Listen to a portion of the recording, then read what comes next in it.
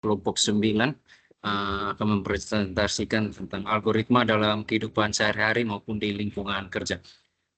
Kami kelompok terdiri dari saya, Martinus Wilaratu, NIM 20247613, kemudian ada Kak Afrian C. Darali, NIM 2024716114, ada Kakak Friendly Saili, NIM 2024711615, kemudian yang terakhir ada Kak Bagus Baru Irianto, NIM 2024711616. Next. Kami langsung saja ke materi yang akan dibawakan pertama oleh Kak Yance. Silakan Kakak. Oke, terima kasih atas kesempatannya. Mungkin awalnya yaitu apa itu algoritma. Algoritma adalah serangkaian langkah atau instruksi yang terstruktur dan logis untuk menyelesaikan suatu masalah. Dalam kehidupan sehari-hari, kita sering menggunakan algoritma meskipun mungkin tidak disadari.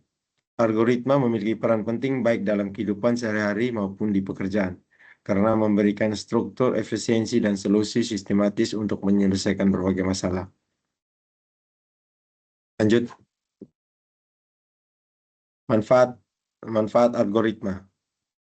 Mengapa algoritma itu penting? Yang dimana algoritma itu mengapa itu penting, yaitu bisa menghemat waktu, meningkatkan efisiensi, mempermudah pekerjaan, meningkatkan produktivitas, mengatasi masalah secara logis, mencegah kesalahan. Untuk selanjutnya disampaikan oleh Pak Kakak Bagus. Waktu dan tempat dipersilakan. Baik, terima kasih atas waktu yang diberikan. Untuk selanjutnya akan menjelaskan tentang penjelasannya mencegah kesalahan. Yaitu algoritma mengurangi peluang melakukan kesalahan karena setiap langkah sudah terdefinisi dengan jelas. Kemudian menghemat waktu, dengan langkah yang terstruktur, proses menjadi lebih efisien. Berikutnya mempermudah pekerjaan. Banyak hal kompleks menjadi lebih sederhana jika dipecah menjadi langkah kecil. Kemudian meningkatkan produktivitas, algoritma mempermudah aktivitas rutin seperti mencuci pakaian, mengatur jadwal, dan membersihkan rumah. Kemudian mengatasi masalah secara logis. Saat menghadapi masalah, algoritma membantu memecahkannya menjadi langkah-langkah kecil yang lebih mudah ditangani. Dan terakhir, meningkatkan efisien. Dengan algoritma, proses bisnis dapat diotomatisasi sehingga menghemat waktu dan sumber daya. Next.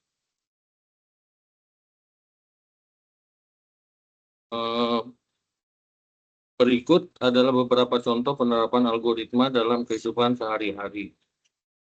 Yang pertama, membuat secangkir teh. Algoritma sederhana untuk membuat teh. Yang pertama, rebus air hingga mendidih. Kedua, siapkan gelas atau cangkir.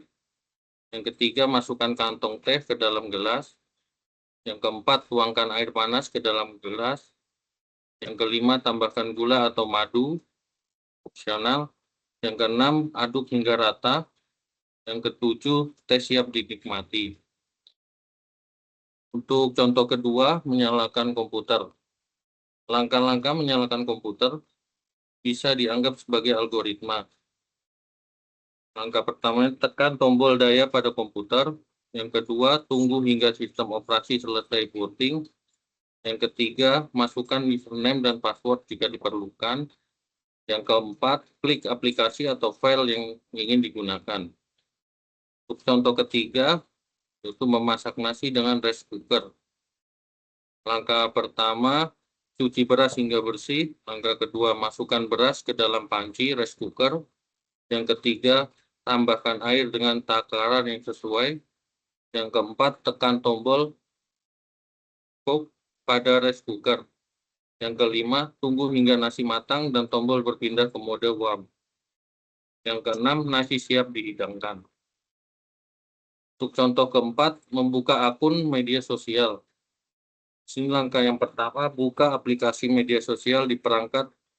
Yang kedua, masukkan username atau email. Yang ketiga, masukkan password yang sesuai. Yang keempat, klik tombol login. Yang kelima, tunggu hingga halaman utama muncul. Baik, untuk pembahasan selanjutnya akan dibahas oleh Saudara Wila. Waktu dan tempat dipersilakan. Baik, terima kasih Kak Bagus. Izin di sini kita akan mendemonstrasikan program sederhana yaitu program kuis sederhana Arai. Program ini akan dipresentasikan oleh Kakak Friendly. Waktu dan monitor saya persilakan. Silakan Kakak. Oke, terima kasih atas waktu yang diberikan. Jadi di sini kita akan mempresentasikan dari kelompok 9 kuis sederhana. Jadi di mana di sini terdapat perulangan dan percabangan. Ini program Arai. Jadi kita langsung saja mulai kita run programnya.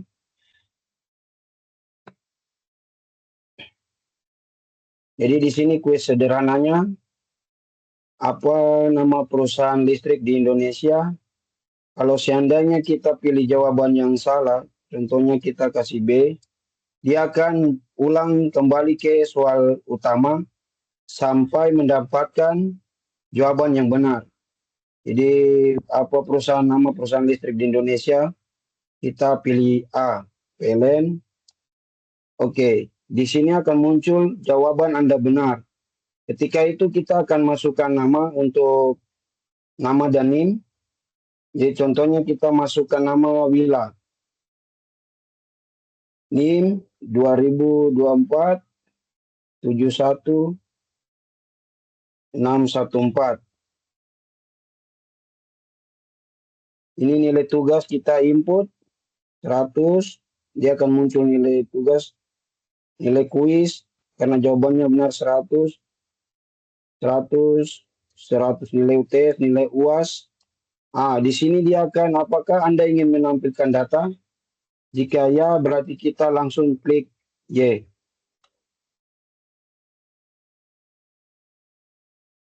Jadi ini programnya berjalan dengan baik. Mungkin kita akan menjelaskan sedikit untuk fungsi. Di sini ada fungsi untuk struktur data mahasiswa. Fungsinya digunakan untuk mendefinisikan tipe data yang baru menyimpan terkait mahasiswa, yaitu string. String dengan maksimal 100 karakter ada di sini. Yang char ini 100 karakter, NIM, integer NIM, ini nilai tugas kuis, UTS, dan UAS. Di sini ada fungsi main. Fungsi main yang ini, fungsi utama program adalah main untuk berfungsi untuk mengelola seluruh alur program termasuk tampilan awal, pemeriksaan input dan interaksi dengan file. Jadi contohnya seperti yang di sini, ini tampilan awalnya ada ini. Ini menampilkan informasi program. Ini seperti ini, nanti dia akan muncul kayak ini, yang primitif ini. Jadi dia akan munculkan informasi program. Terus yang tadi ini yang perulangan ada di sini. Kalau jawabannya salah, dia akan berulang terus sampai dia mendapat jawaban yang benar. Dia akan kembali terus ini di case B, case C. Jadi kesimpulan dari program ini menggabungkan beberapa konsep dasar pemrograman dalam bahasa C, seperti penggunaan struktur data, pemrosesan input, output, dan interaksi dengan file. Program ini berfungsi untuk melakukan kuis, meminta input data mahasiswa. Jika jawaban benar, dan menyimpan data mahasiswa ke dalam file. Selain itu, data yang disimpan dapat ditampilkan kembali. Jadi demikian untuk presentasi program dari kelompok 9. Saya kembalikan ke moderator. Baik, terima kasih Kak Friendly, Kak Yance, dan Kak Bagus. Di sini dari presentasi materi dan demonstrasi program sederhana ini dapat kami simpulkan bahwa algoritma dalam kehidupan sehari-hari ini adalah algoritma dapat diterapkan untuk menyelesaikan berbagai masalah dengan cara yang sistematis dan efisien. Di dalam kehidupan sehari-hari, kita seringkali tanpa sadar menggunakan algoritma, seperti saat merencanakan perjalanan, mengkoordinasikan pekerjaan, ataupun dalam membuat sebuah keputusan.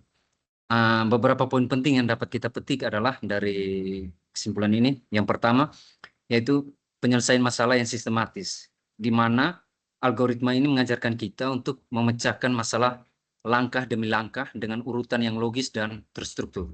Kemudian yang kedua adalah efisiensi, di mana algoritma itu mengutamakan cara yang paling efisien untuk mencapai hasil yang diinginkan, yang bisa diterapkan dalam berbagai aspek kehidupan, seperti pengelolaan waktu dan sumber daya. Kemudian yang ketiga adalah pengambilan keputusan. Di dalam banyak situasi sehari-hari, kita menggunakan algoritma untuk membuat keputusan berdasarkan beberapa kondisi atau preferensi tertentu, misalnya memilih rute tercepat atau menentukan prioritas tugas.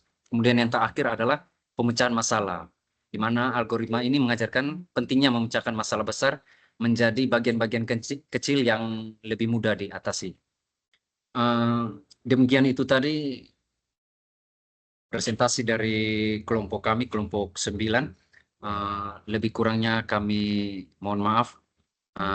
Terima kasih atas partisipasinya. Terima kasih Kakak Bagus Irianto, Kak Yance Darali, dan Kak Friendly Saili. Kita tutup presentasi malam ini. Terima kasih, selamat malam. Malam. Selamat malam.